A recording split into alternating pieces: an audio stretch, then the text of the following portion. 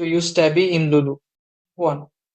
Visit any Lulu hypermarket branch or open the Lulu online store, luluhypermarket.com, or the Lulu app. 2. Add the items you want to buy to your cart and proceed to checkout.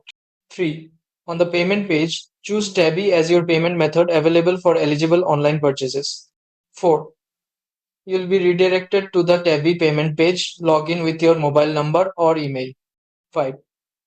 Choose your preferred plan, either pay later in 14 days or split into 4 interest-free installments. 6.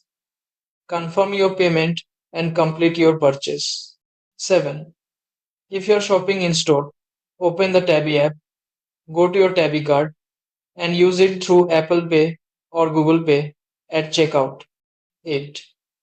You can track your payments and due dates anytime in the Tabby app.